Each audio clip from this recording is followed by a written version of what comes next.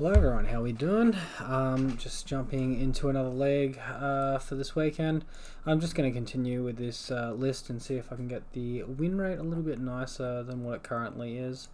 Haven't been going amazingly good recently. Just sort of going about even at the 60%.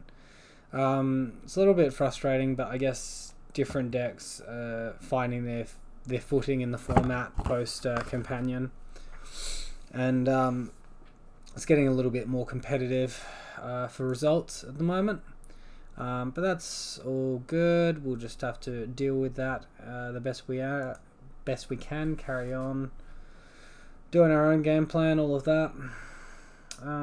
So yeah, here we are. So this will we've played, what, 35 games, so this will take us up to 40 games this league.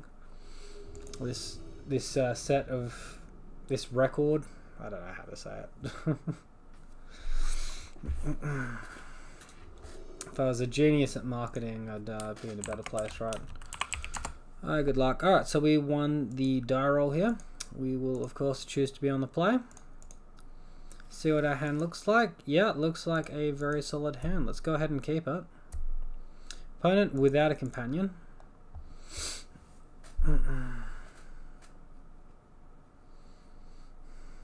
And they've chosen to mulligan to 6.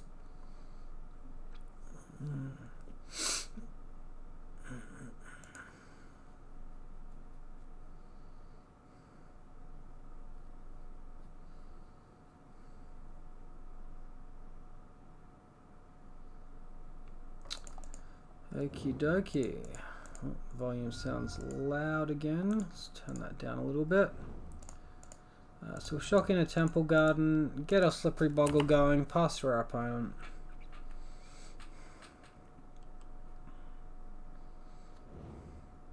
Grove of the Burn Willows. So is this Tron or is this something else? Interesting. I'm just going to go ahead and jam down Ethereal Armor, Rancor, attack for 5. If we draw a land next turn, we can look to get immediate value off our core Spirit Dancer. If not, we can reassess and decide what we're doing instead. Yeah, attack for 5 is never going to be a hugely upsetting thing. Alright, so this is Dredge, sorry, Living End, and this is a horrible, horrible matchup. I really don't expect to win this. They absolutely destroy us.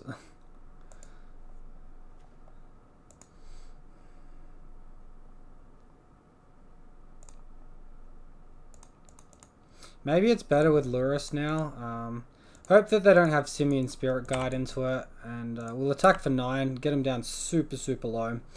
Look to rebuild on core Spirit Dancer once they Living End.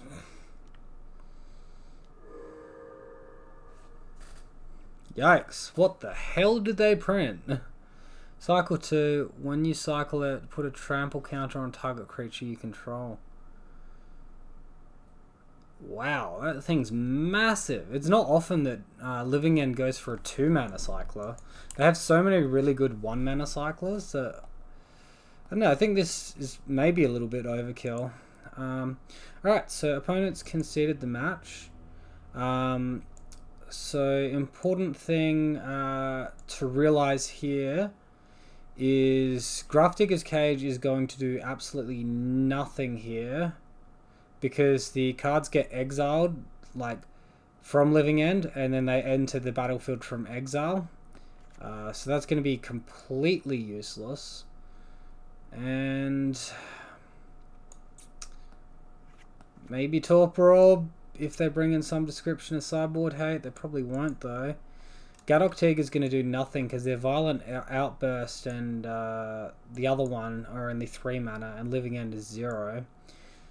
And yeah, run it back. It's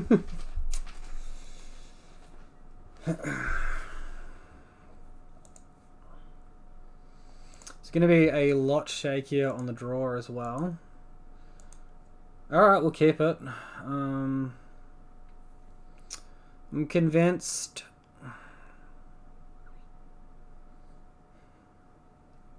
And will look very, very average into a turn 3 living end though for our opponent.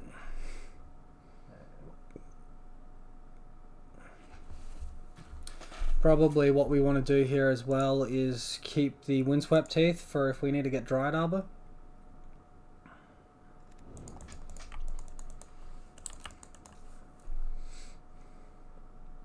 Alright, Temple Garden is a good land to start on.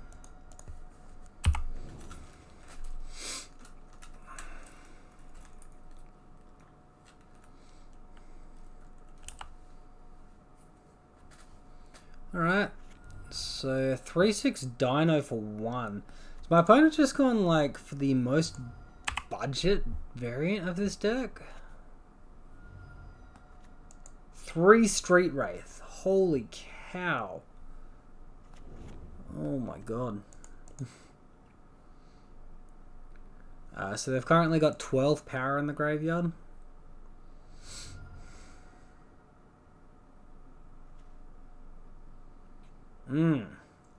That's ever so slightly disconcerting. Let's go Sentinel's Eyes, plus a Griff Spoon and attack. Not a very big attack here, but my opponent's only on 12. So they could Simian Spirit Guide plus Violent Outburst here to get us, but I'm playing as if they don't have that. And that they're just going to spend the turn cycling instead. And then once they get their third land drop, they're going to look to get a big enough thing going to probably kill us.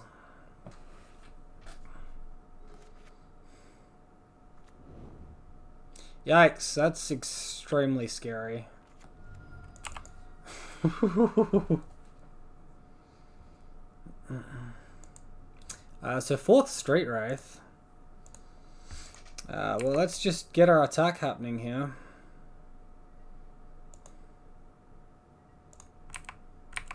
Pretty sure it's going to be an attack step, Violent Outburst. I'd be absolutely gobsmacked if they didn't have it by now. Alright, there's the Violent Outburst.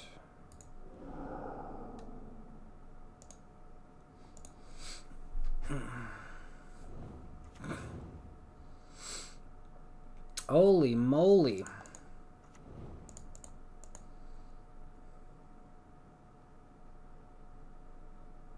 What? My computer's being funny again. We'll just wait for it to respond. We will, of course, get our Dryad Arbor.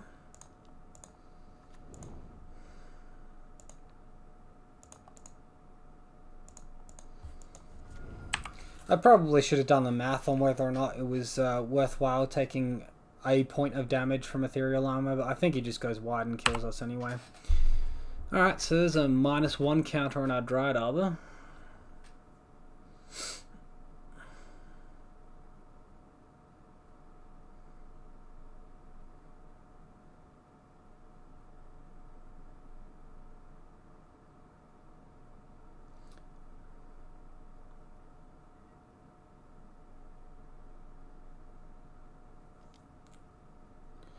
So even if we could block the flying creature here, we're just dead. So, yep. GG.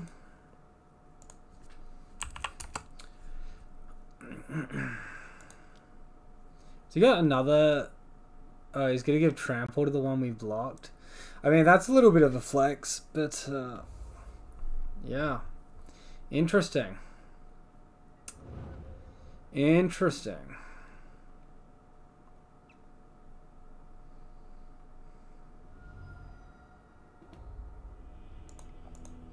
Well, if we can get to these suppression fields, they could be really, really handy.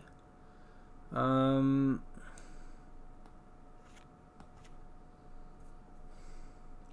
want like the Gadok Teagues over the Keen Sense for if we need to go in on another creature. Probably not though.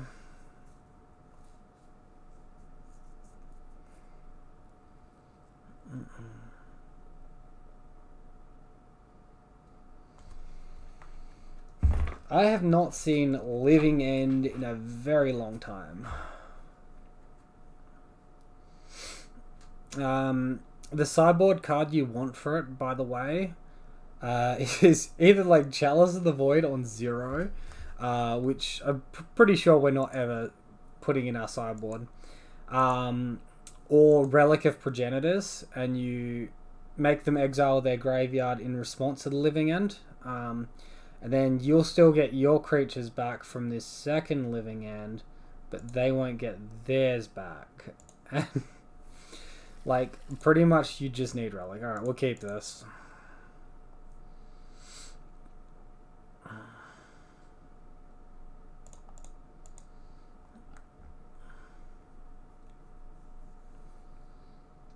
No, we might get there. He's gone a little bit wacky with his 2-mana 11/11 trample thing. A 2-mana cycler, I should say.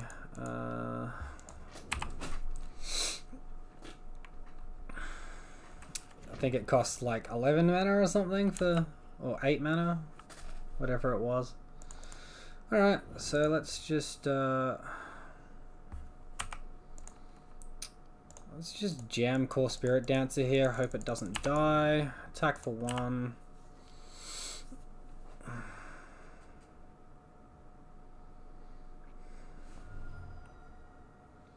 I mean, he can't have like a Lightning Bolt or a Fatal Push because their removal they play is Beast Within. If they play a 1 or 2 mana removal spell, it gets hit by their Living End, or their Cascade, so they don't want it.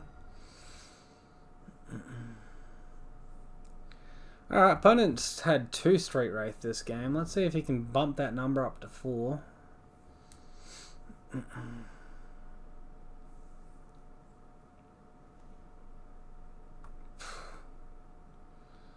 Alright, lead on Rancor.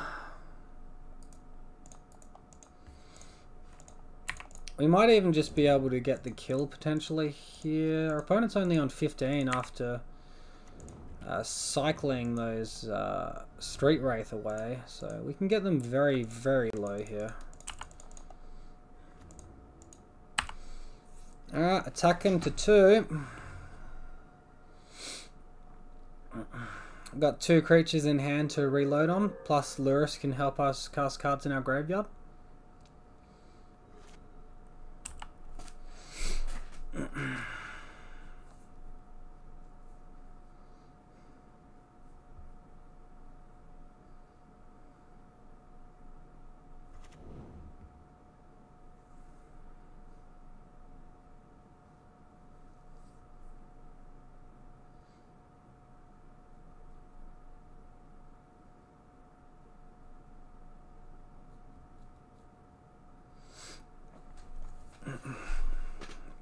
I think we might actually get them here.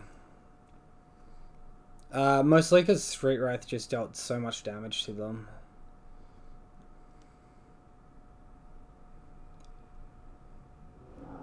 They do have Simian Spirit Guard, okay.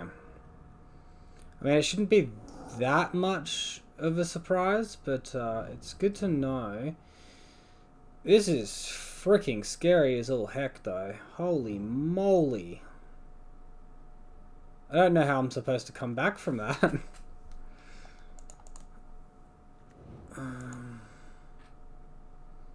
So we could go Lurrus plus Hyena Umbra. That doesn't seem hugely good.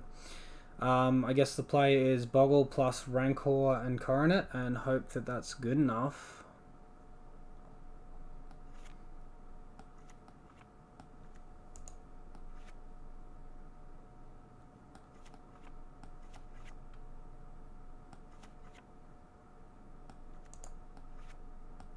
They don't currently have the thing that gives us neg counters, so if we go Boggle plus Rancor and Coronet, it is a 6/4, and we can first strike this thing down, look to fly over the top on the following turn.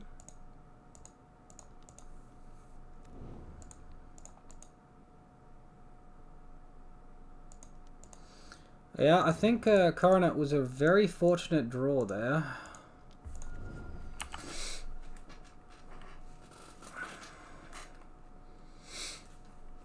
So we'll only take 15 damage as it is currently. They can buff this horror a little bit, but yeah. This stage they're going to have to do a second living end, I think. In which case we get Core Spirit Dancer back, we can fly over the top and win.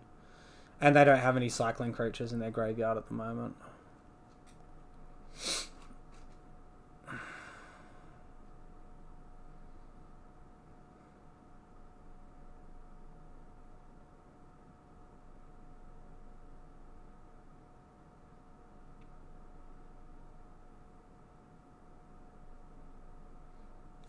I must say, an 11/11 Trampler is quite scary here.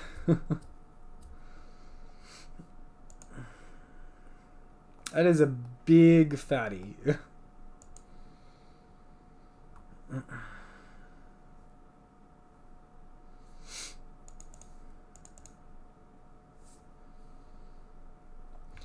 The only question is it worth 2 creatures? Because he could have cycled 2 creatures for that matter, and instead he only got to cycle 1.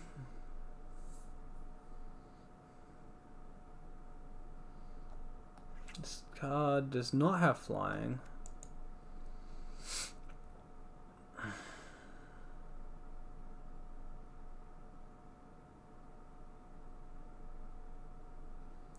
So the other thing my opponent could do is he could attack and then beast within either my Daybreak Coronet or the creature to stop me from gaining life. I guess he just Daybreaks the Rancor and everything falls off and we lose.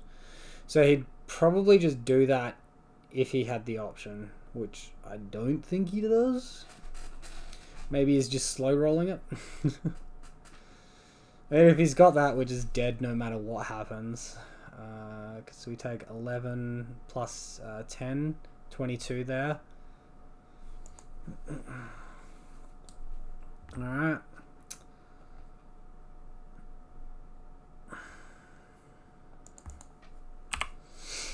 Let's let them do their thing.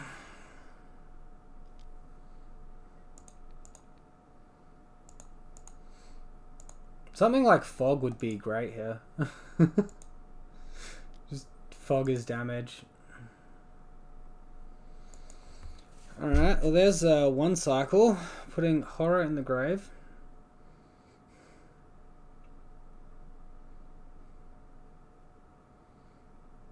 See, jamming the second Violent Outburst. I'm pretty sure I have enough to live.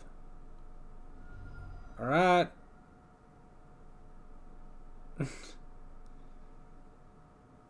Did he miscount or something? Or is he going to post-combat do another one?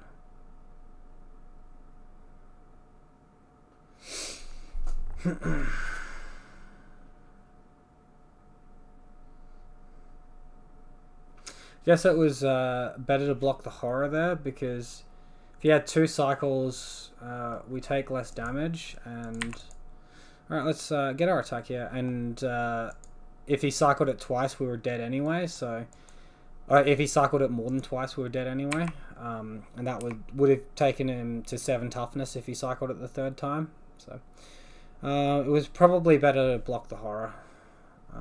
Pretty certain there. Alright, so we'll see if he's got another Violent Outburst.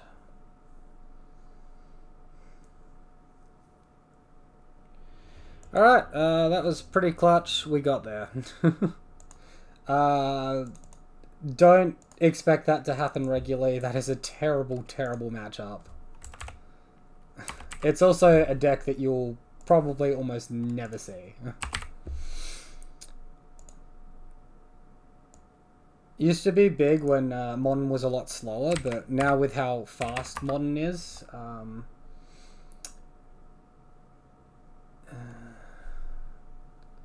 think did I do my math wrong on my last thing? Because it was 20 by 35 gives me a 57, so I'm not on a 60% win rate, I'm on a 57. Maybe I just like calculated it in my head or something and did it wrong. So 21 by the 36 puts us at 58.3.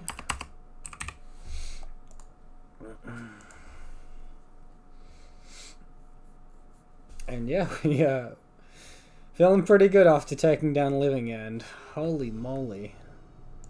Was that a close one or what?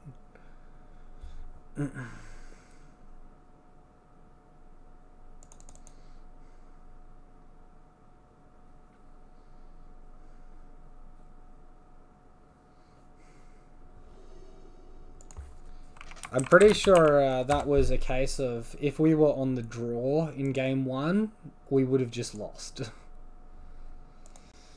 Okay, so no aura here. We do have a second white mana source. We have interaction. And we're on the draw. I think with Lurrus we can potentially keep this. We got what, like 20 odd 1 mana auras. This is pretty sketchy keep. I'm gonna go for it.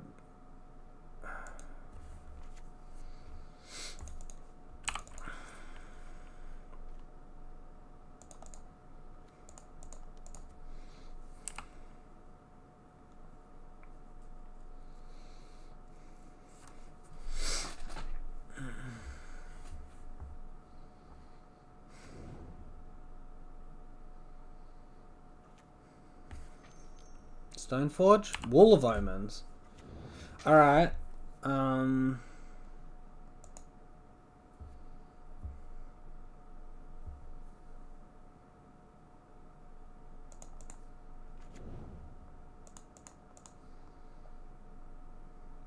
Not quite sure what my opponent's up to here. Because if he was a Soul Herder deck, I'd expect him to have Urion. Or like even Wall of Omens as well. So I'm not entirely sure what's going on.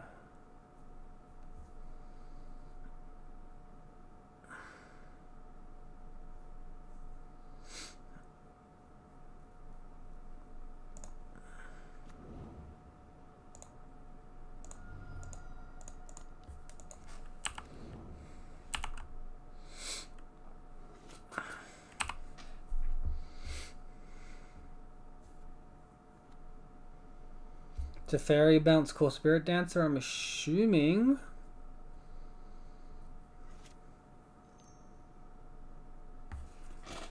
Alright.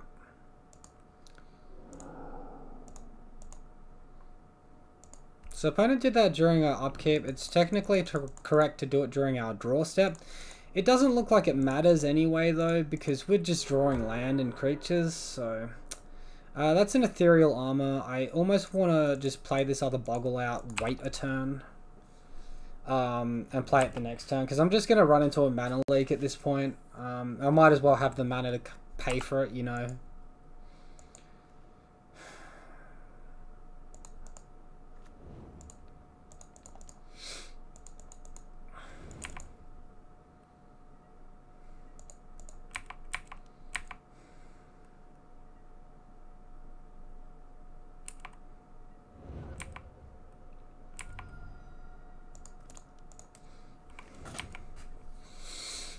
Gonna be slightly patient here. Jace the Mind Sculptor. Well, I guess he's gonna brainstorm here. This could be very bad if he has Terminus.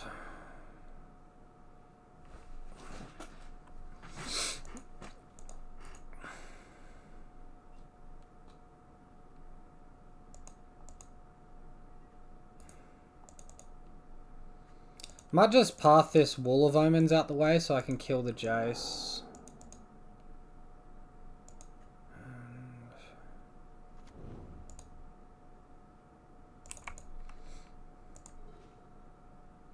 Alright, that's a pretty decent draw.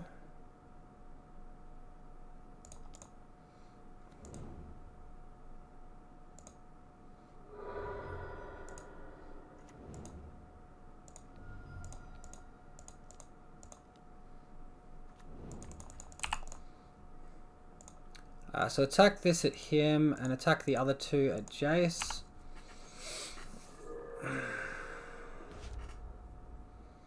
Opponent can now Cryptic bounce the Ethereal Armor and make us lose the Coronet, but we can get it back with Lurrus if that's their line.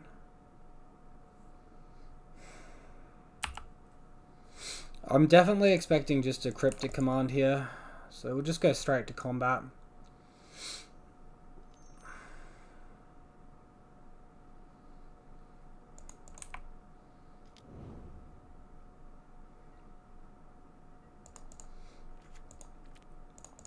We'll put this Rancor on the Slippery Boggle because it's very free. Only be got by like a Negate or a Dovin's Veto there. Or if he wanted to pitch a Force of Negation. So yeah, now he's just recycling the Cryptic Command with Mystic Sanctuary as is customary with this silly deck.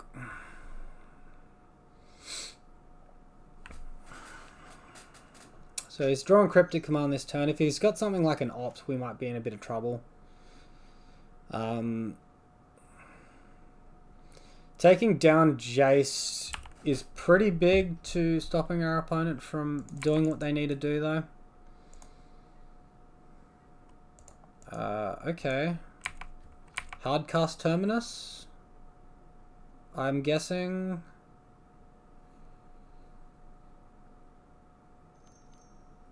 Oh no. Oh no. Oh jeez.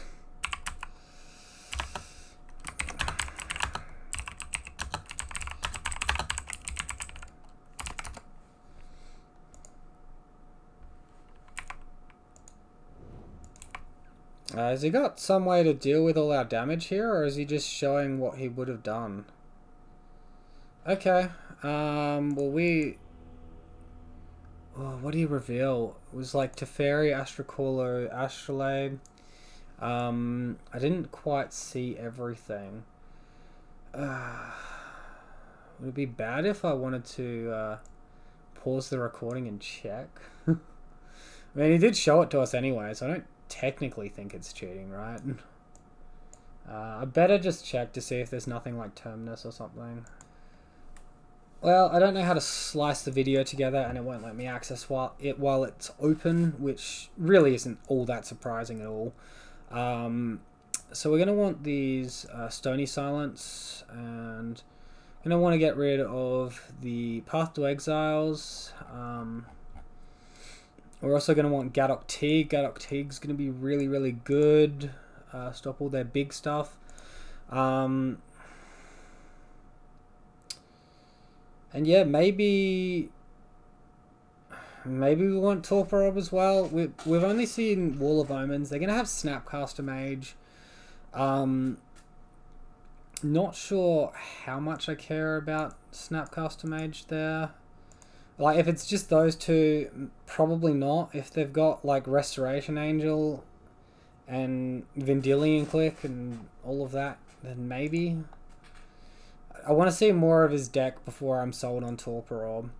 Alright, well, this is infinitely better than the hand we kept last game, so let's keep it. We can actually provide a clock here as well.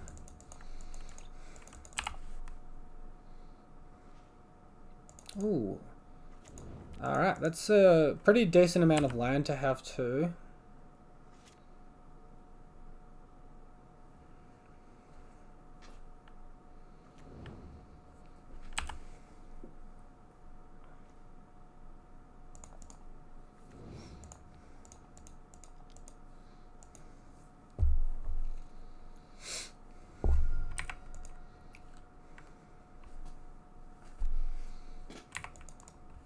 Looks like this is going to meet a counterspell. Our opponent's not mucking around at all.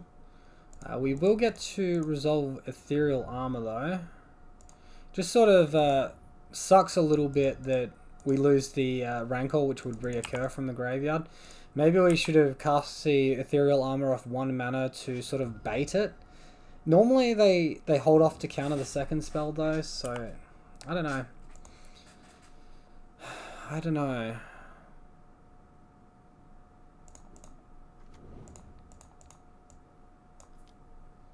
Cast Ethereal Armor.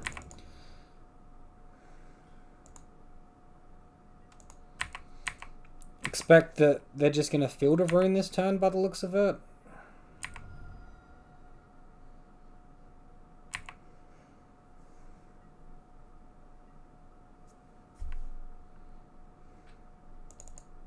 No real need to drop the Boggle or Core Spirit Dancer there.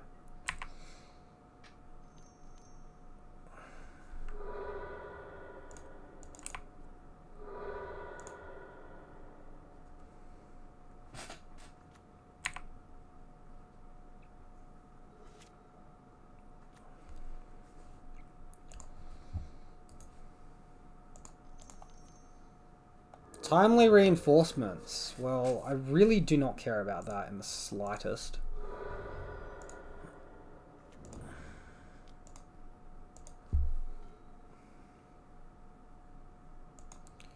Alright, let's shock in Temple Garden, recast Lurrus, and then cast Rancor, hope it doesn't get countered by a Spell Pierce or a Force Negation.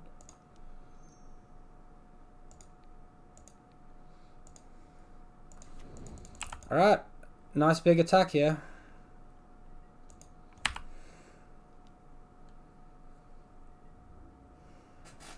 Now if our opponent resets the board with a Supreme Verdict or a Terminus, at least we have Core Spirit Dancer plus Rancor to help get us there.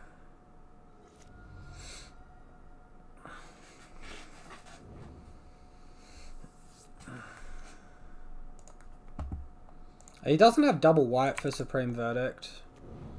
And he's playing as if he doesn't have it in his hand because he tapped his white mana source there instead of his blue. Maybe that was a misclick.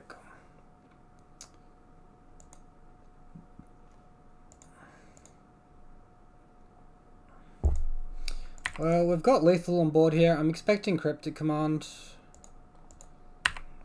What's he doing? Bouncing the Lurrus?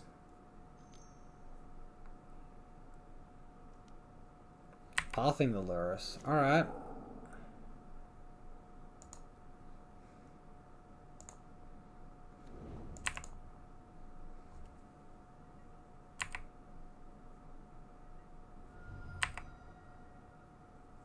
I don't think we need to add anything to the board here.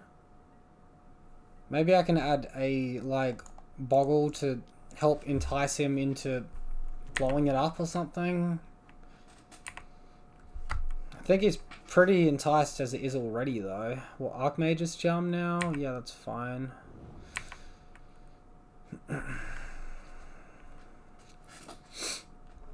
Rancor absolutely showing its power here. They could do like a Snapcaster Mage into Timely Reinforcement, but I don't think it's going to be enough for them if that's all that they've got. Teferi? 6 mana. Terminus. Okay. So they do have the Terminus.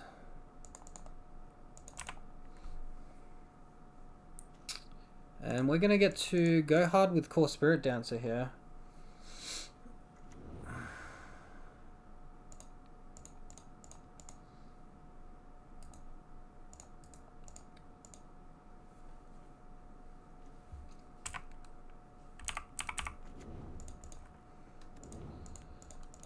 Probably should have put the Rancor on the Scout there. It's pretty bad for me. It's like really, really loose.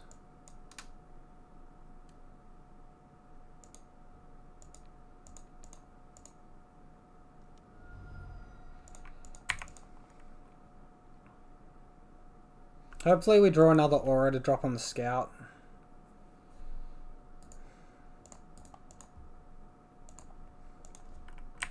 Gadok Teague is a pretty good one.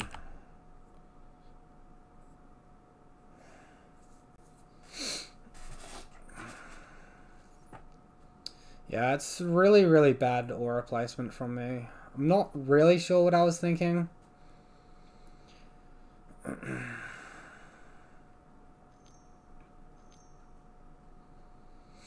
Because now they can like just Cryptic bounce the Core Spirit Dancer, or here comes Path to Exile as well.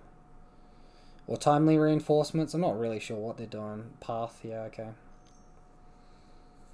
They got 3 mana up now. Yeah, we'll use Path's ability. So they could now Archmage's Charm the Rancor and get us pretty badly.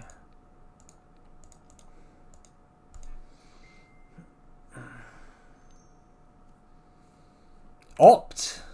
Okay. Well, you have him dead if this resolves.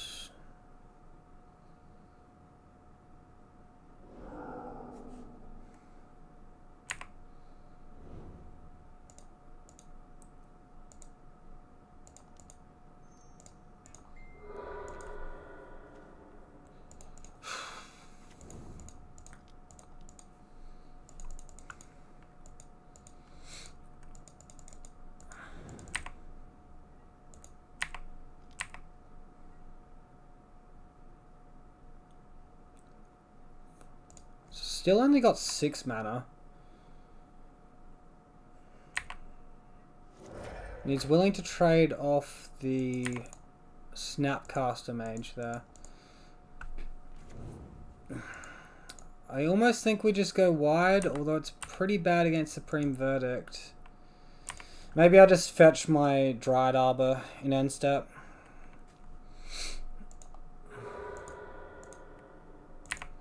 Alright, well, he's finally got rid of our land.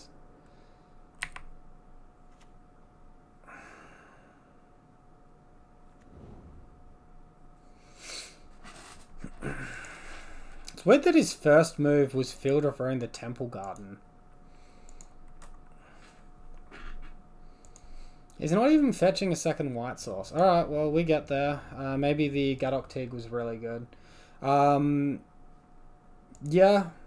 Like, when you draw your cards like Rancor and Ethereal Armor against control deck, you don't even need to play the matchup like perfectly well to win, because you just put that down on a Boggle and then reload on the core Spirit Dancer once you're done. Obviously, I shouldn't have reloaded on the core Spirit Dancer. I should have just used it as an outlet to draw, and I should have instead reloaded on the Scout that I drew, but I didn't play perfectly, and my opponent misplayed in his first match by clicking through the tap down phase. But it's a win. I'll take it. I'm happy with it. Okie dokie. So that takes us to a rounded 59%, and we look to get into the third game here. Another thing my opponent could have looked to have done was, it was a little bit weird how he played that Snapcaster Mage and pathed my core Spirit Dancer at sorcery speed.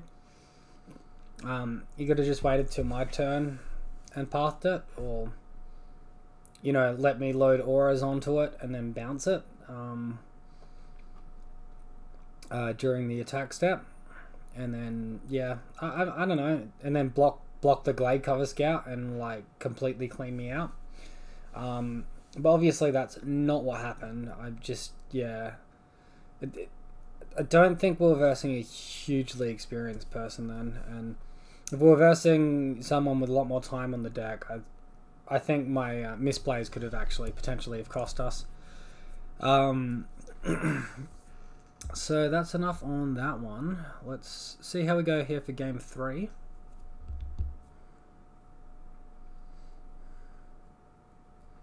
If my computer wants to jump into the event, that would be swell. Alright, here we go. So we won the die roll again. Excellent. We'll go ahead and be on the play. And just wait to see our companions like that, and then we'll look at our hand.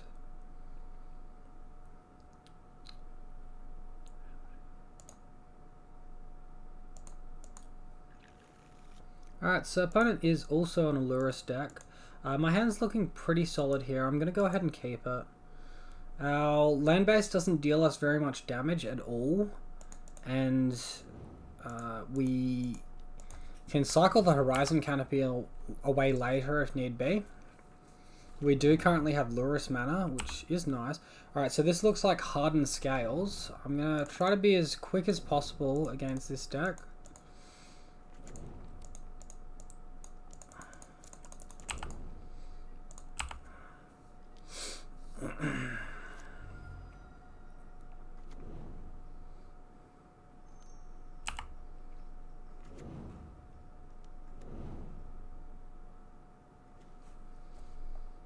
Alright, Rancor's not a bad one.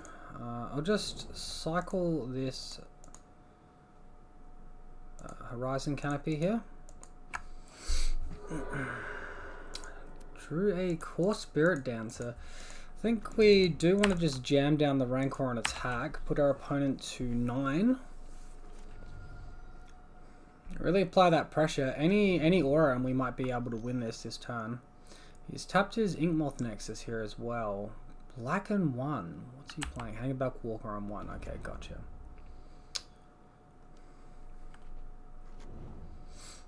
Well, any aura and we win.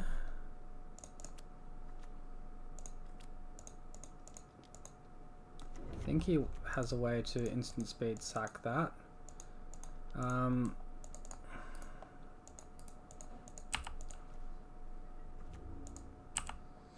Alright, so we got there for exactly lethal. Keen Sense is probably going to be a little bit too slow in this matchup. We will be looking at Force of Vigor being very strong, Stony Silence being very strong. And probably Grafdigger's Cage even as well, potentially. Gadok Teague's going to be a bit weak here. I don't really like Core Spirit Dancer all that much.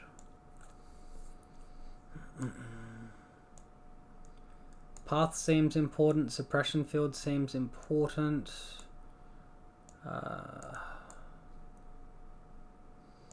So at this point, I'm probably looking at cutting Grifspoon, if anything. It's between Grifspoon and Grafdigger's Cage, I would say. Our auras, we've got 16 one-drop auras if we go for that. 10 creatures.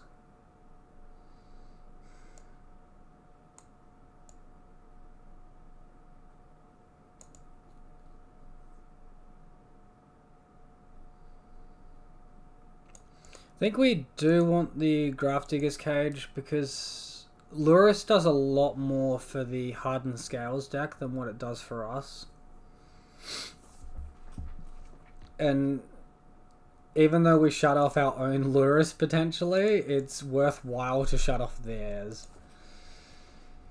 Okay, well I'm going to go ahead and keep this hand, but I'm not a massive fan of it, to say the least. It is good against Thoughtseers though, which is something they're probably boarding in 1 or 2 of to try and get us.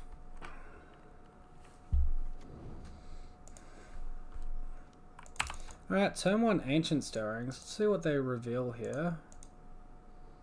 A Walking Ballista. You got it.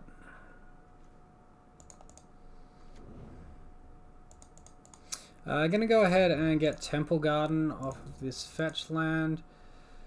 I pretty well need to get Temple Garden because I have 3 white auras in hand, and getting forest there is just a terrible, terrible decision. Computer's gone slow. Alright. Cool, cool, cool.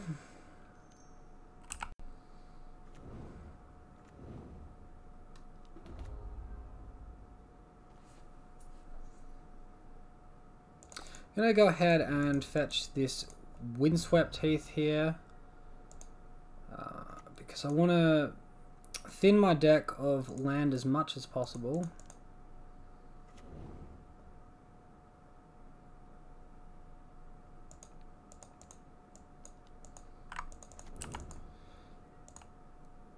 Attack for 4. I don't expect him to trade. We'll just keep that Grifspoon secret for a little bit longer. Hopefully we draw a Force of Vigor and can pitch this Slippery Boggle to the Force. But we will be attacking for a lot in the air next turn. 6, so 10 next turn in the air. No, more than that. 12. Here comes the Walking Ballista. He currently doesn't have anything to block flying. And is he just going to not attack and then look to bounce those tokens onto the Walking Ballista? Okay, he does attack.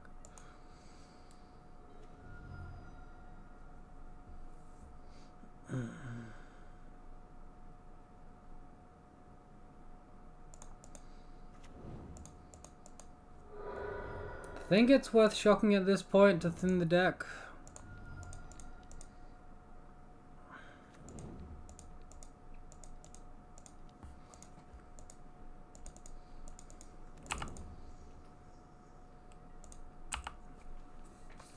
So now we're going to put pressure on our opponent to make a giant Inkmoth Nexus. They could potentially try to go in on the Inkmoth Nexus and win this turn, but they'd have to get it over 10 for that to be any good. Stonecoil Serpent, so that's got Trample, but that... And it's got protection from multicolored. Our creature is not multicolored. Just go ahead and attack. I think we've got it. It does have reach, but we do trample the 5 damage over. So his move would be Walking Ballista to destroy his own Arcbound Ravager. Trigger Modular. Yeah.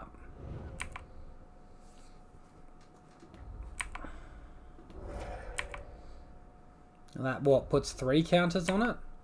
So then he loses his Stonecoil Serpent. Alright. And we trample the 2 damage over. And now we can just look to hardcast Force of Vigor. Alright, cool. We beat Hardened Scales. Wow, we are on an absolute roll this leg. Where is Hardened Scales hiding? Just start the thing. Is it not in here? Guess it's not in here.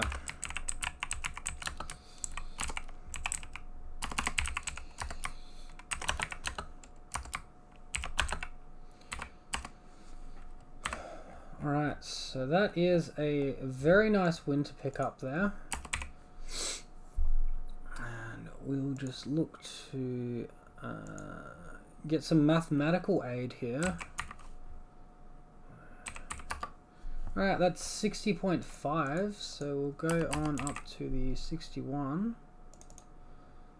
And that puts us up into 3-0 for the league as well.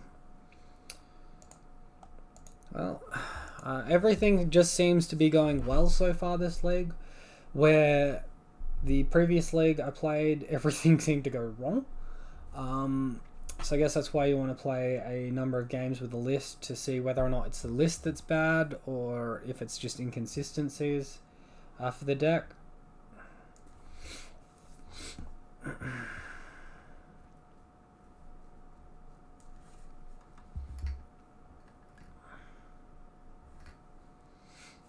Yeah, we're taking a little while to find our next match here.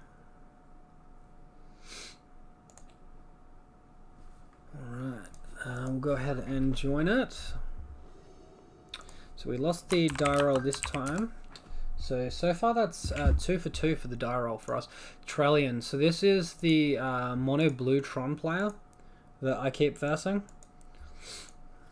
So we'll go ahead and keep the hand. Hope he does not have Chalice on 1, because that will absolutely wreck us. Hand should be pretty good against everything else he does. Just really need to dodge that Chalice of the Void on 1. Alright, so getting Daybreak Coronet there is going to be a massive help if we can resolve any of these auras. Sweet, it's only Talisman, so I'm feeling really good about this now.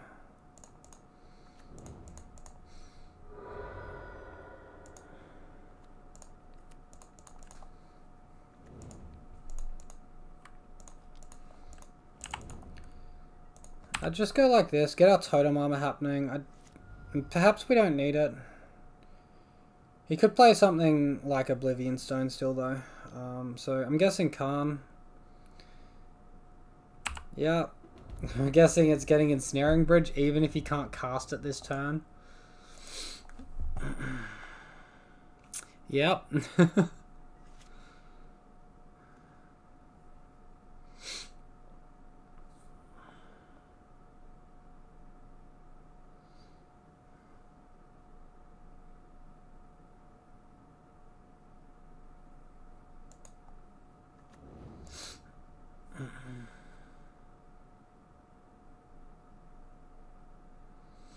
This is a very hard card to beat. So if we do Ethereal Armor plus Daybreak Coronet, we get 4 plus 4, so 8. We attack for 12 and put him to 4.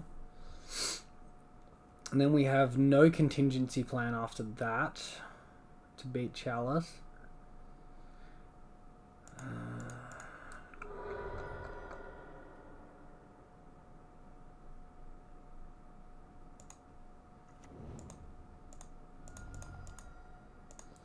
So go ahead and jam an Ethereal Armor. And look to draw something with Core Spirit Dancer.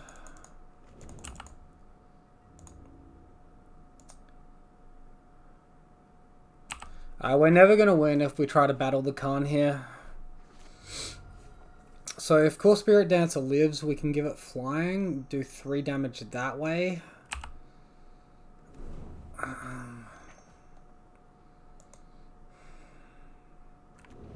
Then hopefully we find another creature.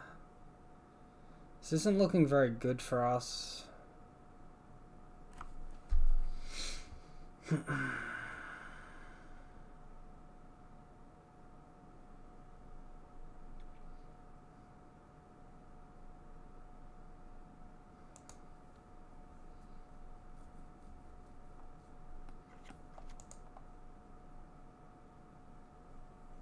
So are you thinking about minusing the Khan here? Or is he thinking about plussing it? Okay. That's interesting. I don't think it matters because I think he's that far ahead that he's just won. But it's still interesting.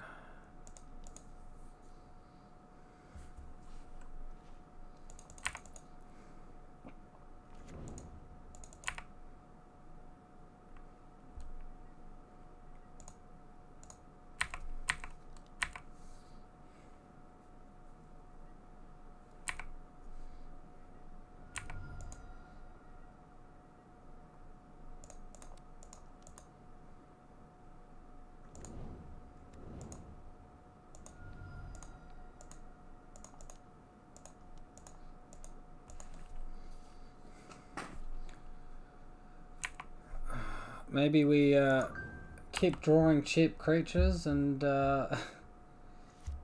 he keeps drawing lands and he can't get enough lands out of his hand to win.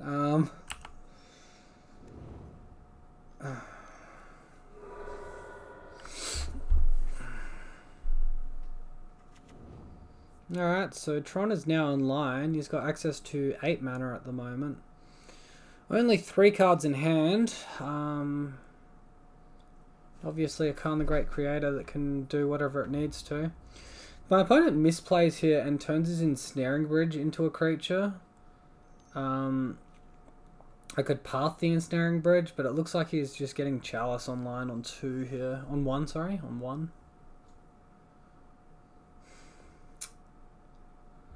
Yeah, this is rough.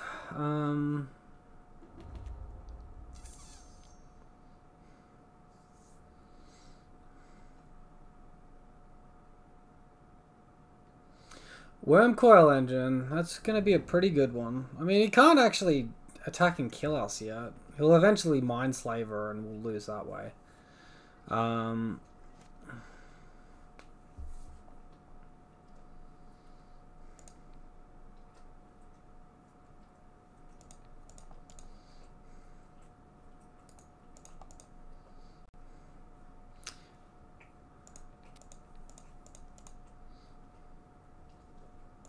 Trying to find another Griffspoon for the Glade Cover Scout here, but I doubt it's going to matter. If we had Sentinel's Mark in the deck, we could play that at flash speed, but I don't run that card anymore. I think we're just getting a slow and agonizing death here. Eventually my opponent will just use his Khan to get like a Walking Ballista and ping us over the top.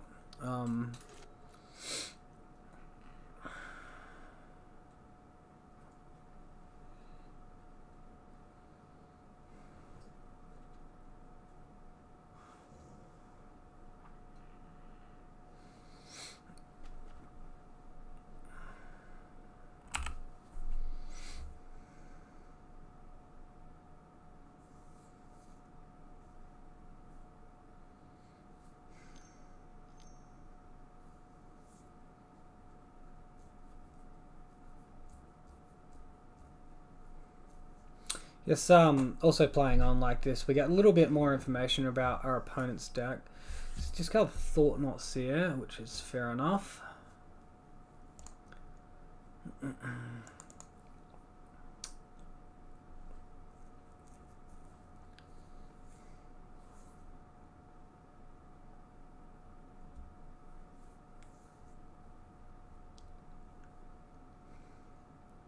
And he's also discarded the Gemstone Caverns as well, sorry.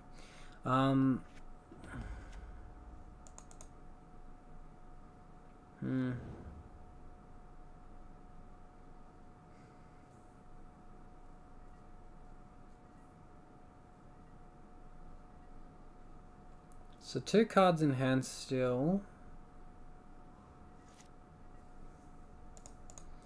Let's just look to draw an aura and then look to get a Gristburn to re-equip onto Glade Cover Scout there. Alright, so we just draw land. Obviously we're not attacking into a life-linking creature with our 1/1.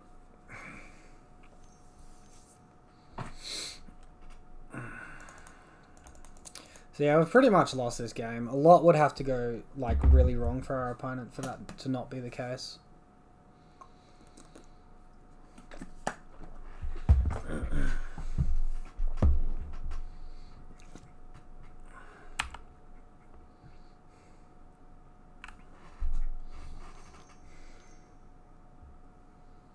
I'm guessing it's a big fat walking ballista. He's got his talismans he can tap as well here.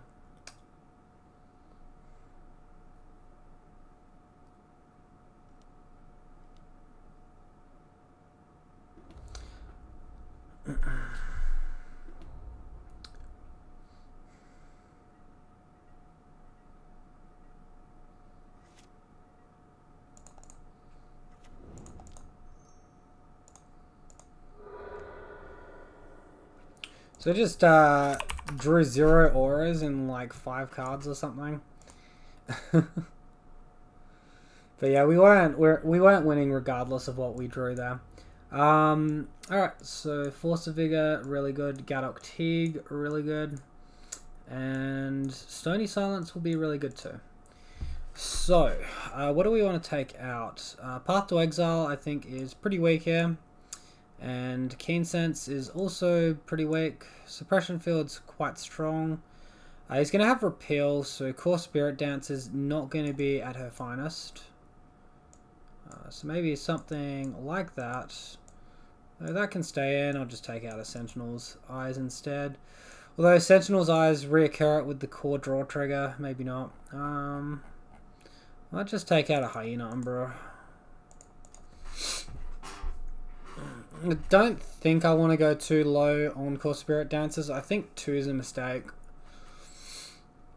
But yeah, we can churn through our deck with Core Spirit Dancer plus Sentinel's Eyes through a Chalice.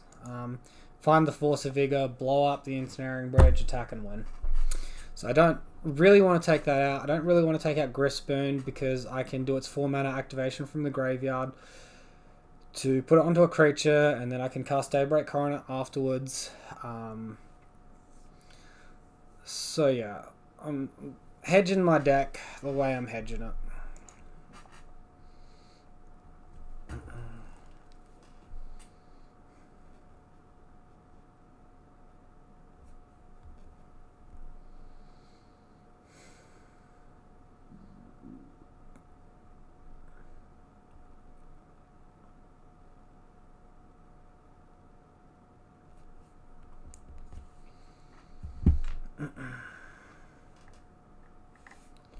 And we'll just chill for a minute while they finish their sideboarding decisions. Okie dokie, so we'll be on the play. Should be a big help in this matchup. And we'll go ahead and keep this hand. This hand looks really, really solid. I'll have to play the Rancor, which will temporarily turn off my Force of Vigor. No Gemstone Caverns from my opponent this game, so I can't turn one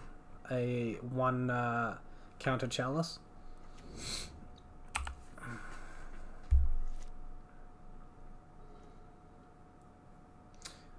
Okay.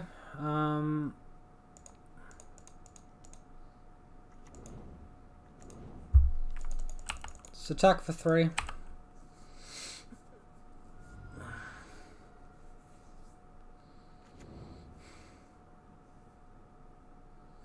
I'm expecting Chalice on 1 here, but I don't really care about it. I think I'll just jam out the Gadok Teague as well. Maybe.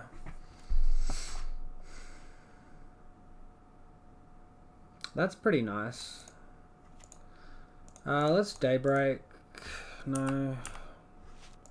Let's Gadok Teague. I don't know, it's like, what half of his hand does he have, and does he have Tron mana? Because if he doesn't have Tron mana, I can Daybreak Coronet, but if he does have Tron mana, I want to be able to stop the Khan.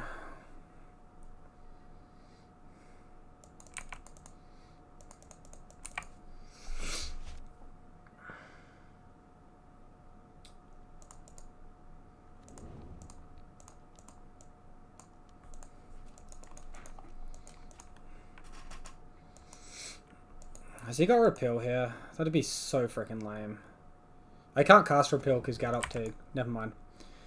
I might play around Snapcaster Mage and not attack with Gadok Teague. No, he doesn't have Snapcaster Mage, does he? I guess we're gonna get blown out if he does. I want the clock here. Oh, has he got the Snapcaster Mage? You freaking kidding me? Ether Gust.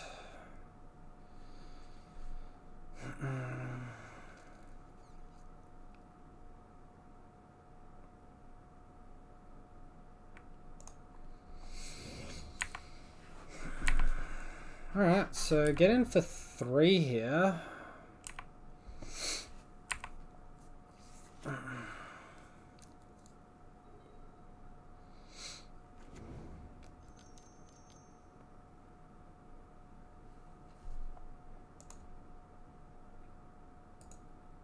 I can't cast Force of Vigor because I got Gadok Teague out. Oh my god, why do I keep doing this? Oh my god. And I put the fucking Rancor on top of my library, which is terrible. How do I win this?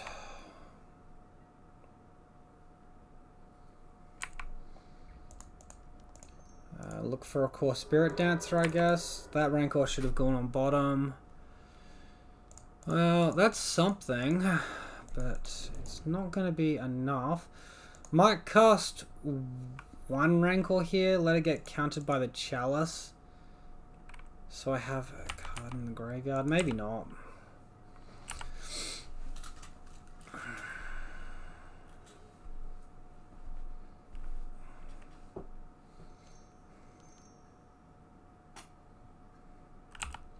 Alright, another Thought Knots here. This is getting pretty gross.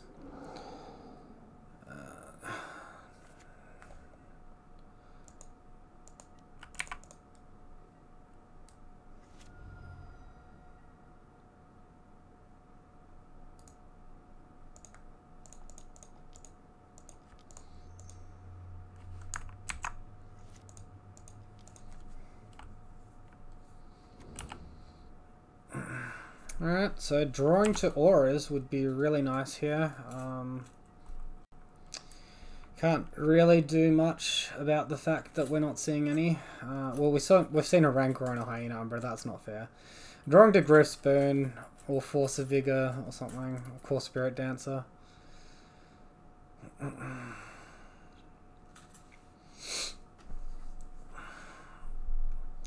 This is another like matchup I have a really hard time against is Bluetron. I'm pretty decent against Tron, and like it's not great against Eldrazi Tron, but I guess this is like Eldrazi Tron splashing blue, but the bounce effect or the permission, it's just really hard to do anything about. I probably should have thrown the Boggle away then. No, fucking, here comes Engineered. No, he can't have Engineered Explosives. What's he getting? Tower. Tron mana. Yikes. Alright, so we draw the Grispoon, and I'm gonna go ahead and make this Lurrus massive. I can't make it massive yet. I need to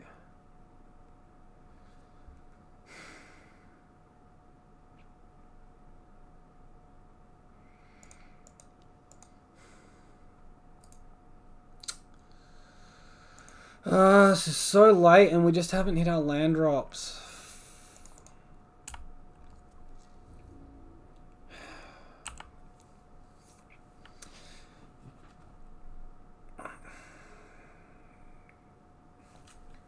I don't think I have an out to victory here. I needed to chump block with Boggle last turn.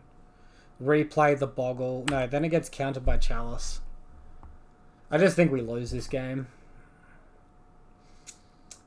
He drew the half of his deck that was good against Gadok Teague, and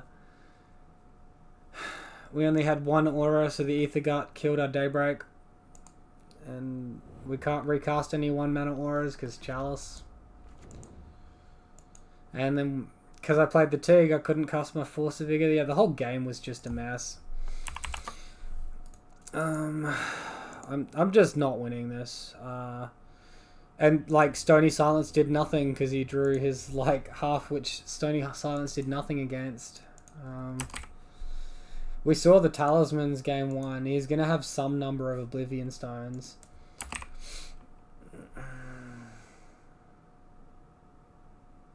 Where's Tron hiding?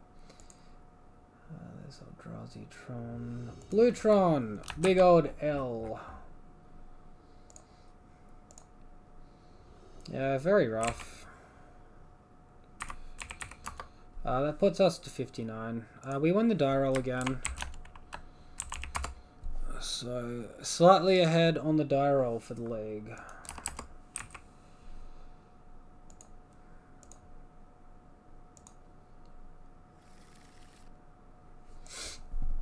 We don't have a creature outside of Dryad Arbor. We don't have Totem Armor. I'm going to mulligan. Yeah, this is garbage too. Alright, we'll keep this. Bottom. Bottom.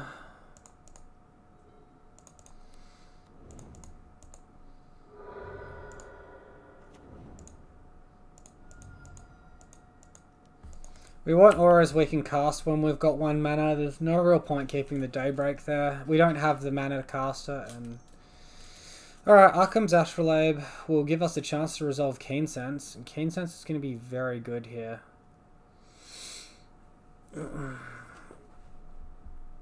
Alright, it says he's cast it down here, but it's taking a while to come up here. I'm guessing it's because my internet's been quite funny lately. Let's hope we draw land. Post-combat we can look to cast a Hyena Umbra if we do.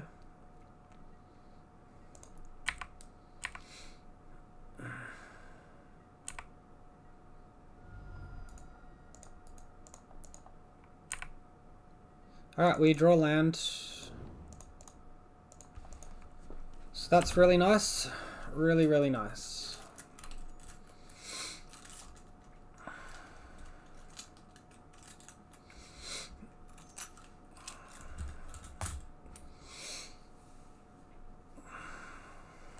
Another Arkham's. Alright, we're going to be able to resolve this Daybreak, which is awesome. Maybe he misses a land drop too. Okay, he made his land drop. I'm so disappointed about that.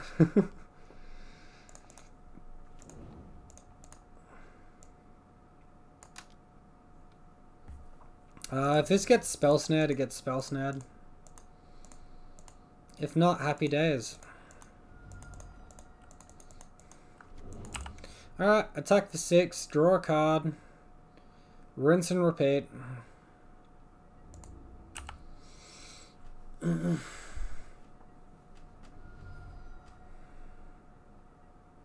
Alright, my deck loves me this game. My draws have been almost perfect. This is showing the power of Keen Sense on turn 1 though. It's absurdly good for us. So we're against Sultai. Let's see what Sultai can do.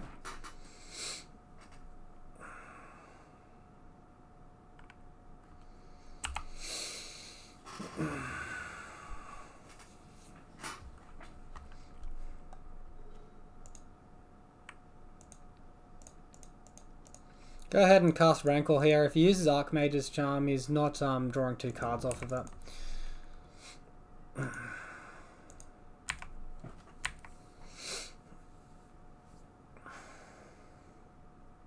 Could also have used Force of Negation there as well.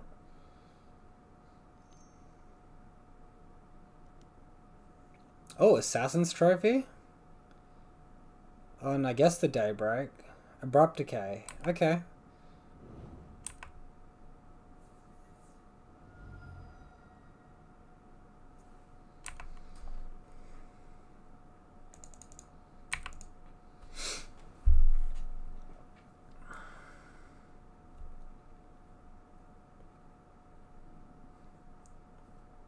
So they're running black.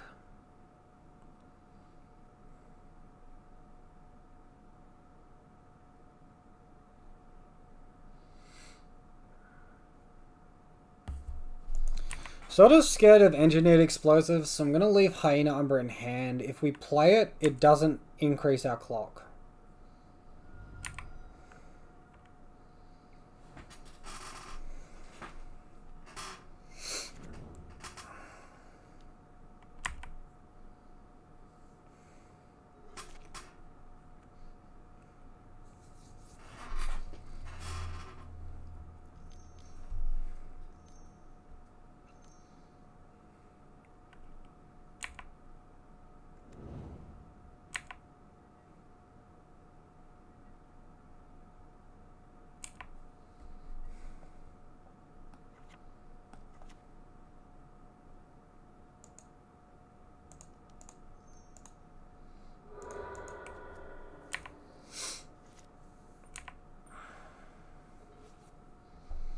Alright, let's cast the Hyena Umbra, see if it resolves. It's very likely it's going to be like Cryptic Command, counter, tap down my board.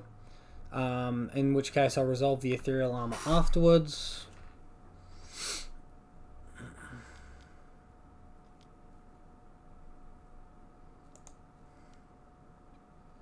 Alright, so he's done exactly what we expected. We're going to cast the Ethereal Armor here. Really put the pressure back on our opponent now. Through a chump blocker, we're still going to be dealing a lot of trample damage here. Even if he gets rid of the Rancor, he still needs to have a flying blocker as well.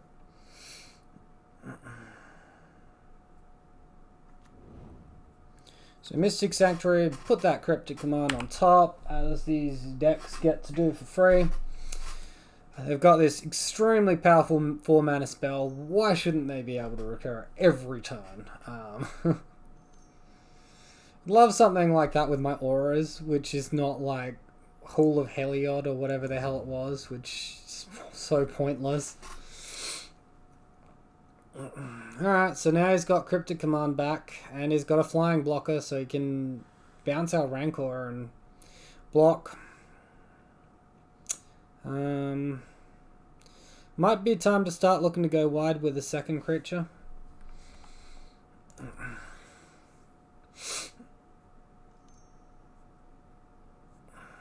What are you doing here? You got another Assassin's Trophy. You're floating the mana and then gonna look to tap green elsewhere. Fact or fiction? Holy moly. Alright. So he doesn't get both Ice Fang and Fact or Fiction. He can have one. And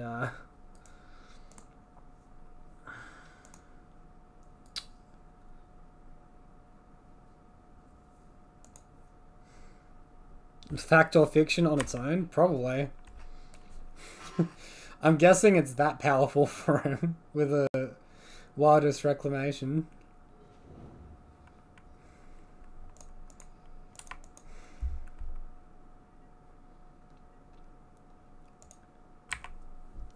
Is he bouncing the Rancor here, or he has to now?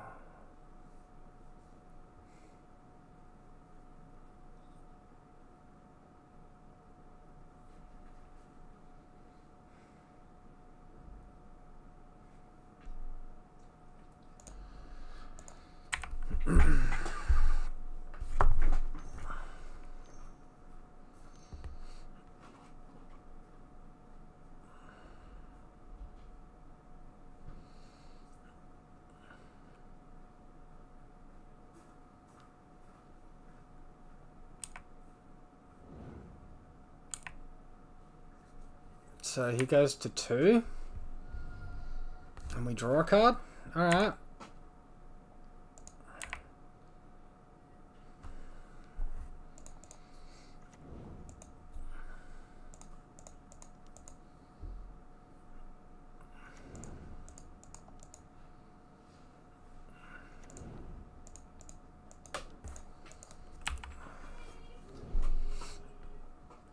Okay, I feel okay about this. I think he's still got Cryptic Command in hand though. So he can Fact or Fiction during his turn, tap our creatures down during ours. Man, this is so frustrating. We're like really, really close to killing him here, but I'm not sure we're going to get another attack step. Hopefully this Fact or Fiction just blanks super hard. Alright, well, Cryptic Command on its own.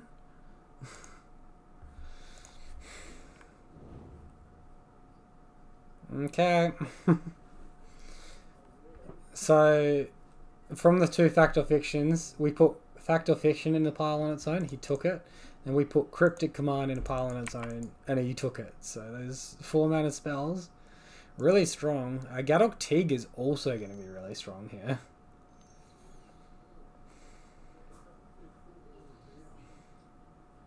So he can tap bounce all game, but he's gonna need to be able to do something. Alright, so nice grindy one here.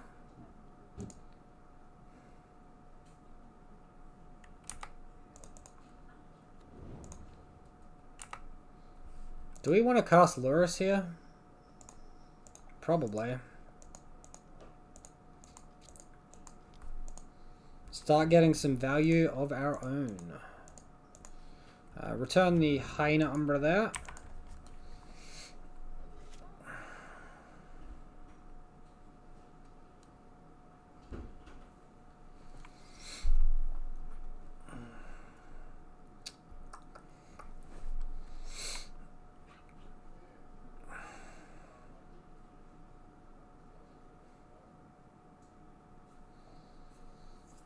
So I think they can change Cryptic Commands, but that's not going to win him the game. So I'm happy to just use his clock. Honestly, like he needs to present some sort of threat, or else his plan does nothing. Nothing at all. Alright, and he's just conceded. So there you go. Play tight. Play tight.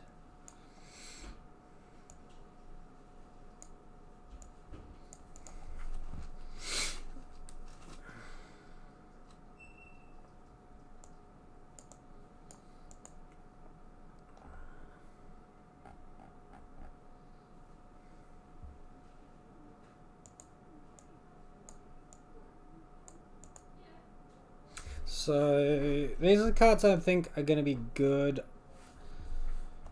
Suppression Field is probably going to be questionable. I took out the Path as well. And we have 2 cards remaining to take out, so we'll just trim 1 core, 1 Grifspen, and we'll go ahead and submit that.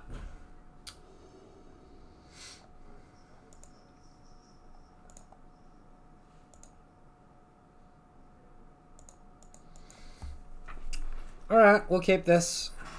Force of Vigor can get his Wildless Reclamation plus the Arcum's Afterlabes if he's boarding in Blood Moons for some wacky reason. We have something to do there as well. Alright, we've bricked on our first mana. We'll see if we can draw it in our second turn. We do have a hand jam-packed full of 1 mana auras, so if we resolve them, we're going to be in a pretty good spot.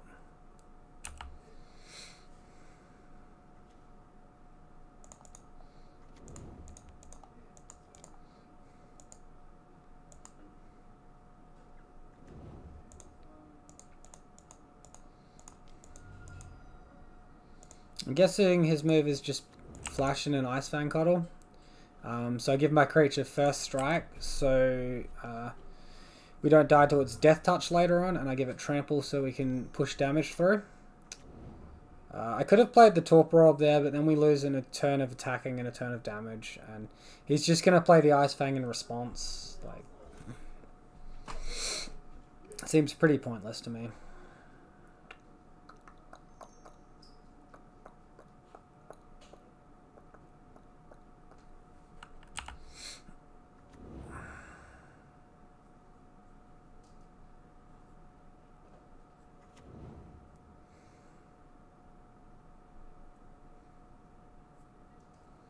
Alright, looks like a whole bunch of not too much exciting from my opponent's turn.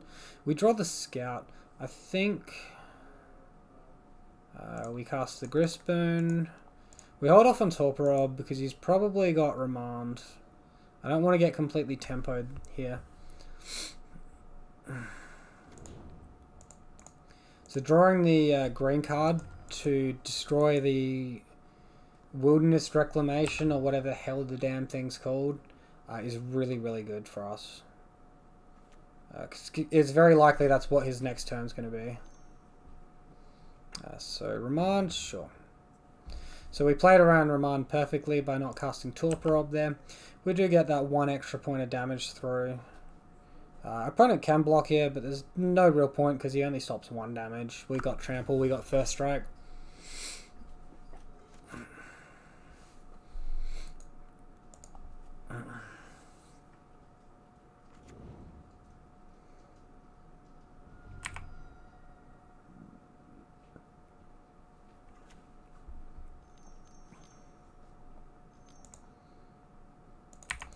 Alright, opponent's going for it.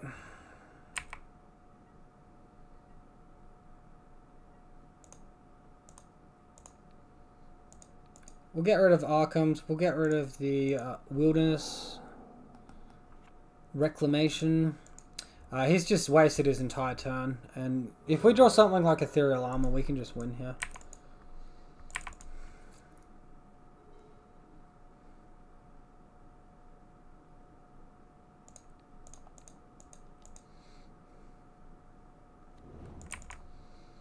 Alright, we don't quite have the win, but we can cast this Torpor Orb post-combat.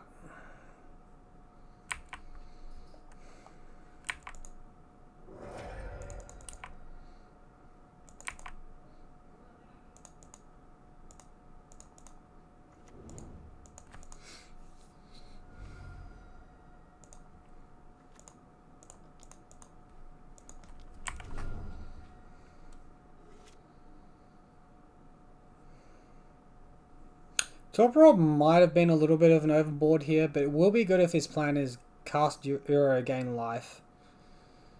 Because if that's his plan, he can't Cryptic Command us. Explosives on 1 is pretty good.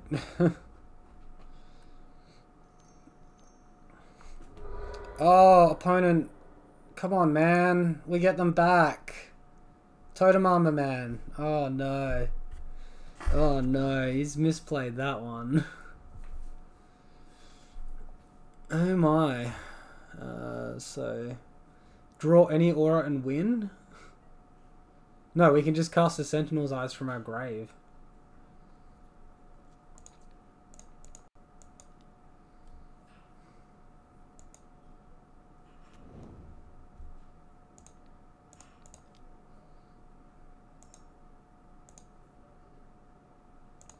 So at this point, Ice Fang Cuddle will put him to 1.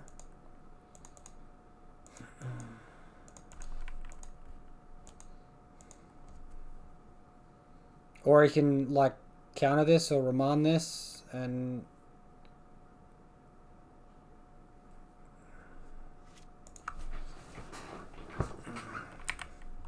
and then we can recast it, potentially. I'm not sure if recasting it there is the correct decision, because we will empty our graveyard of Lurrus targets. Alright, we will attack. No card draw for our opponent. He does have the Death Touch, though. So we put him to 1. Yikes, this is really close.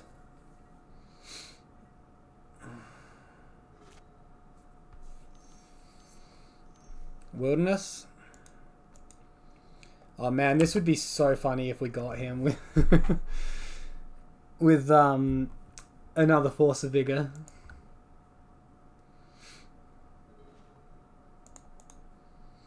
Alright, let's spend the turn. Let's cast a Lurrus.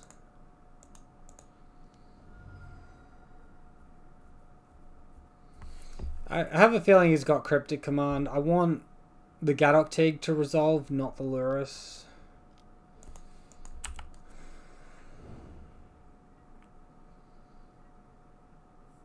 Alright, so Lurrus down. Let's see what we can do here with the rest of our deck.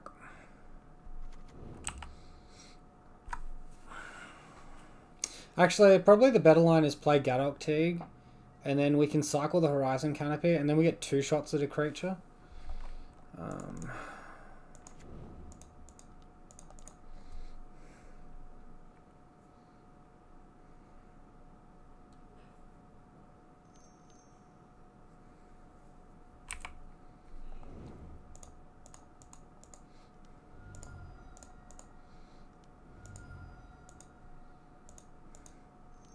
He's now got the Cryptic Command, but he doesn't have mana. Okay. Yikes, this is like scarily tight right now.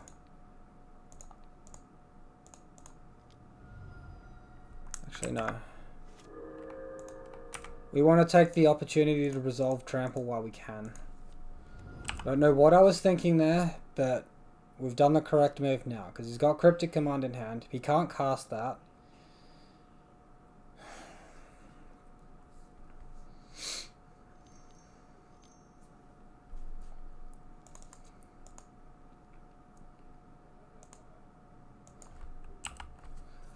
Alright, he's drawing 2 cards.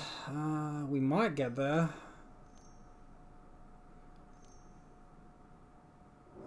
Oh, come off it. Holy cow. This stupid card. He doesn't have to pay live. This is Toxic Deluge, you'd have to pay live.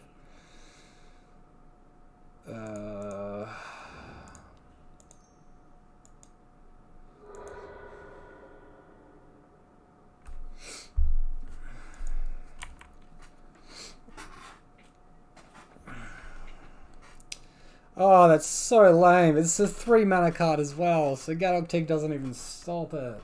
Oh. Man, not like this. Fucking -5.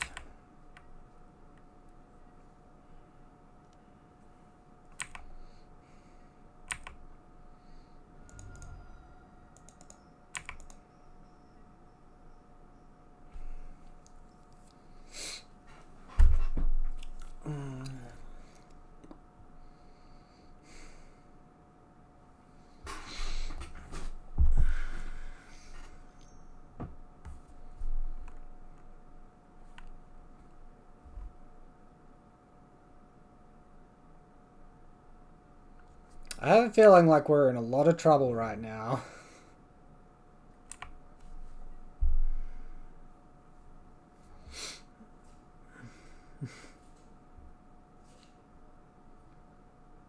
I'm guessing we're facing Snapcaster Mage.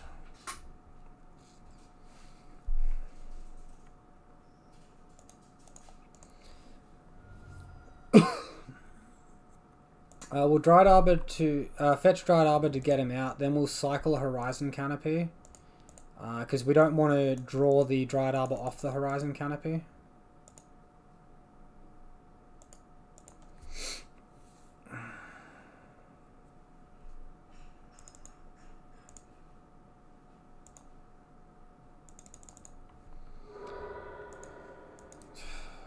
Draw more land.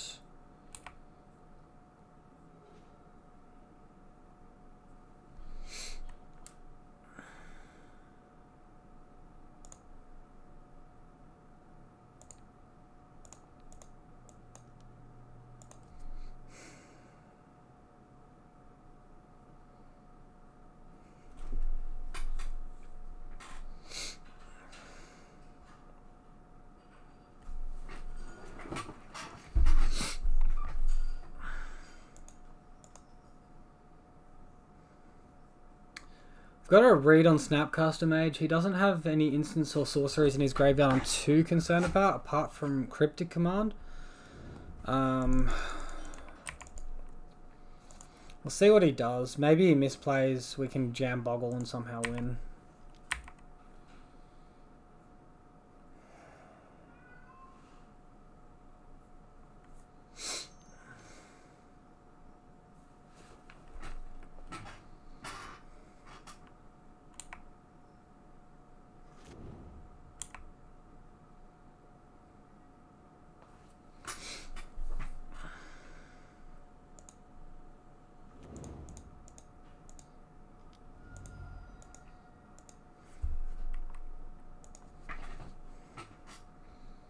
Playing the Dryad Arbor was wrong there. If he remands this, we can't recast it.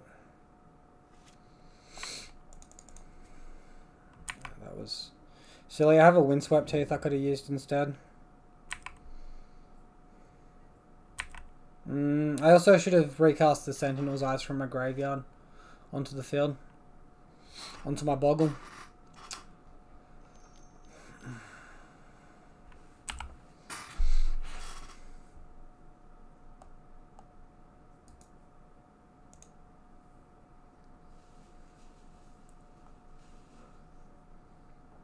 Collective Brutality does not seem good against us. We don't run any instants or sorceries that aren't Path to Exile. Uro is my main concern at the moment, so I'm just going to give him those piles.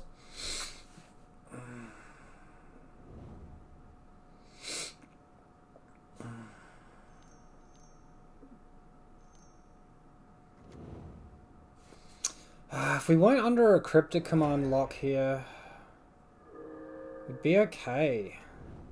Cryptic Command is so frustrating. Holy cow.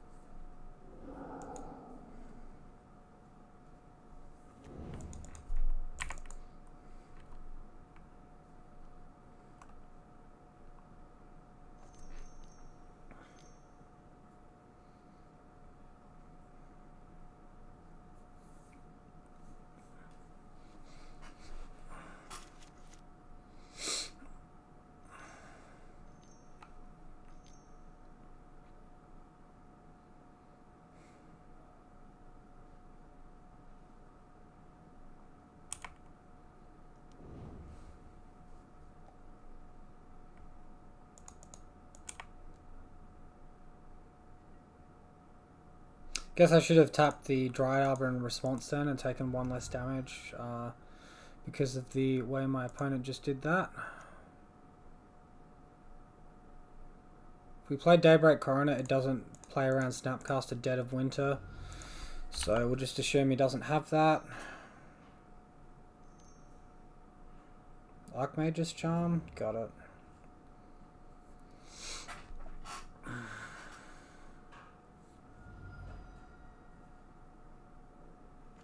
Hold on. Did he just... No, he didn't. So now he's got Cryptic back. He plays the Uro resolves. He can hold up Cryptic Command, and we can never do anything because he's got a second Mystic Sanctuary in hand as well. Every attack you'll draw a card. And just infinitely return these cryptic commands. This is a close game, we just didn't quite get there. Yeah.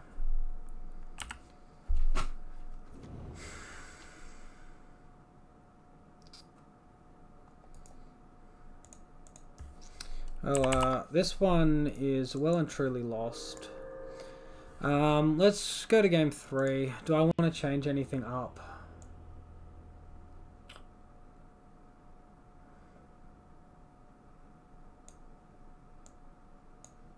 Do I like that anymore, or any of these? I don't even think we've seen Snapcaster Mage. It might not be in their deck. Is Keen Sense too greedy? Perhaps. Is Torporob too greedy as well? Also perhaps.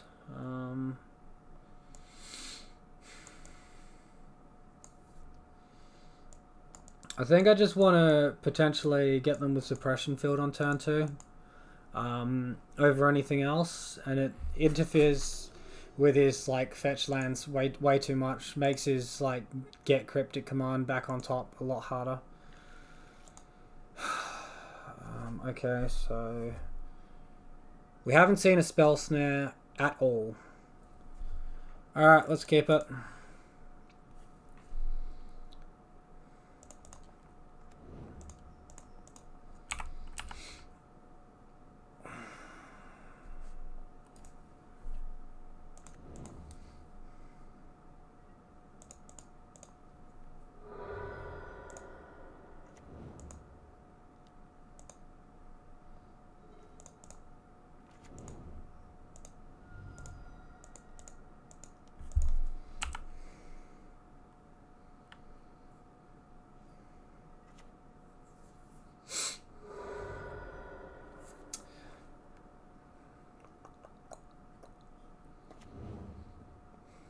Oh, has he got the Fatal Push? Come off it, man.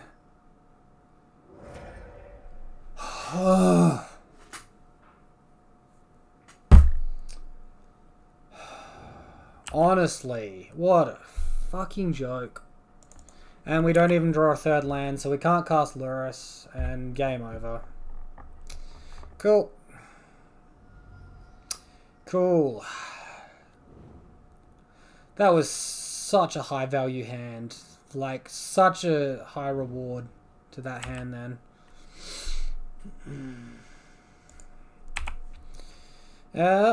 Draw all the auras when we don't need them.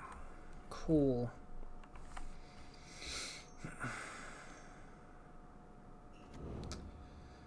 There's very little point in me even trying to finish this game at this point. This is just so lost. Maybe if we're lucky we resolve a scout and we can go from there, but this is like absurdly low percentages. He's just going to hold up Cryptic Command all game.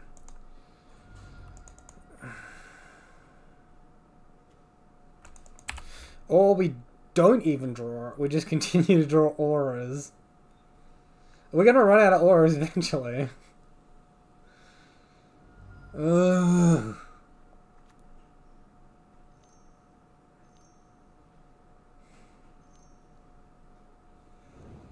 Oh, that's such a frustrating way to end the league. Come on, man.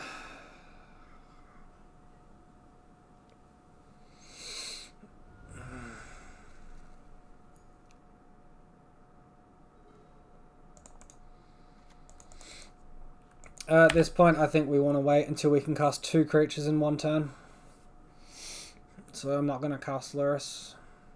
Also, if I cast Lurrus, I'd want to put Hyena Umbra on it to protect it from a Fatal Push. And it's not the situation we're in.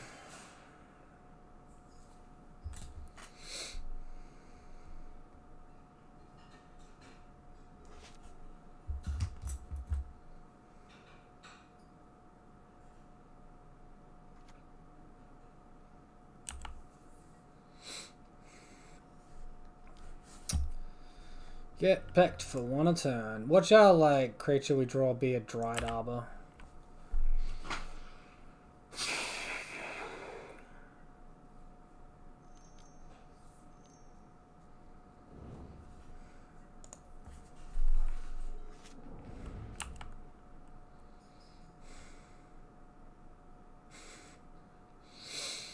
Such a lame way to end the league.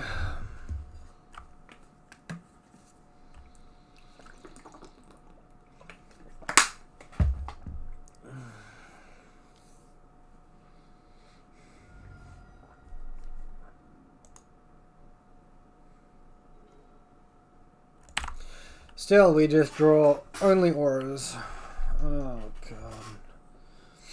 I'm actually welcoming land at this point.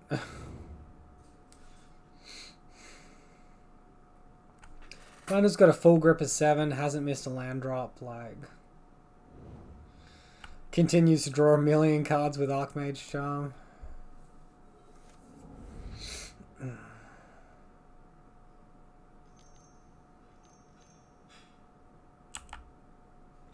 You got it, opponent.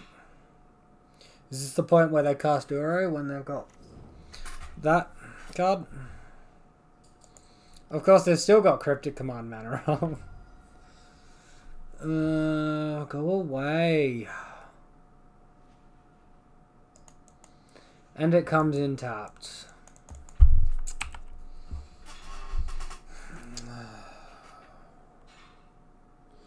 Now he's got enough mana to cast 2 Cryptic Commands and an Archmage Charm and whatever else. Like, we're just not winning.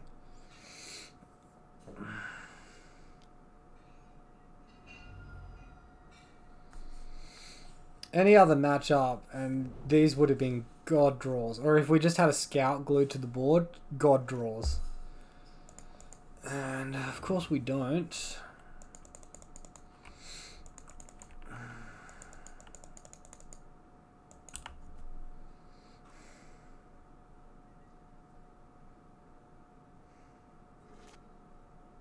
We had Force of Vigor in our hand when we did this as well. We could blow up the Wideless Reclamation in end step, unload on Scout if he taps wrong, and then, like, we're really, really good, but so dead.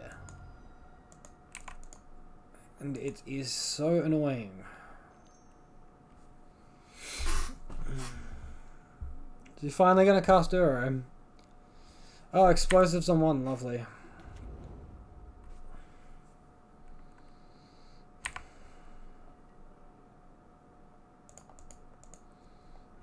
Absolutely lovely.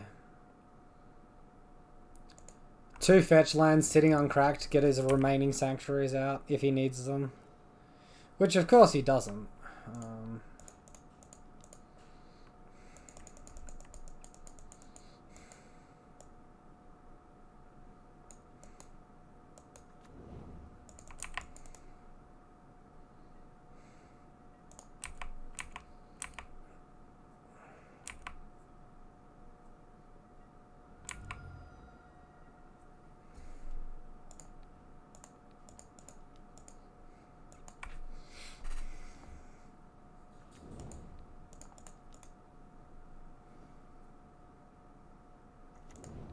Probably should have led on the Hyena Umbra, but it really doesn't matter at this point. You could just Cryptic bounce the Dryad Arbor.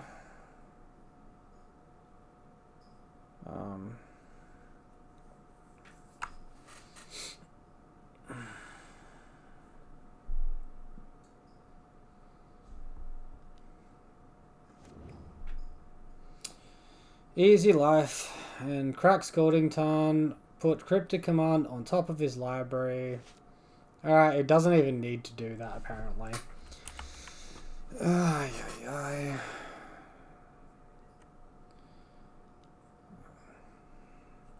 Draw exactly Bogles.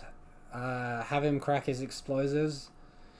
As we skip to our second main, recast the Lurrus and dodge Engineered Explosives. I wonder what's going on top. Tough decision. Really tough decision. I would argue this is just better than Snapcaster Mage, because it does not take up a slot. Alright, so... Cast the Boggle. I probably should have played the Dryad Arbor first, so he would have been tempted to... You kidding me? Go away, you bastard.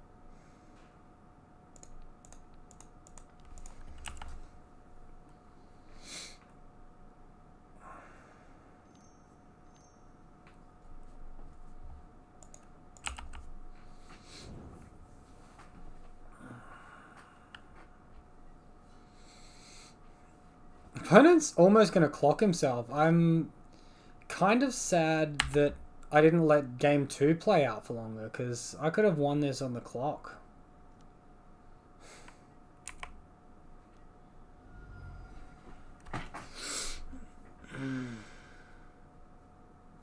Yeah, I guess I should have stretched game 2 out. My mistake. So draw Grisbin, resolve Lurrus.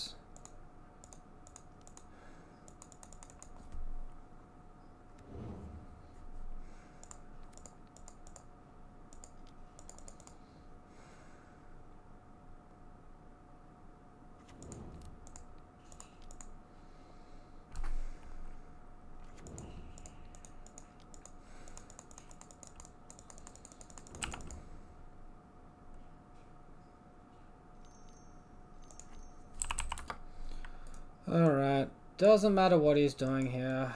We're just dead.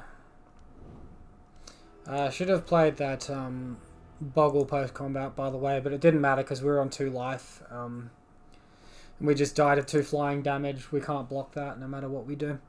So that was the end of that league. That one ended 3-2. I think we were a little bit unfortunate in that final match, but the rest of the league, the deck ran really, really well.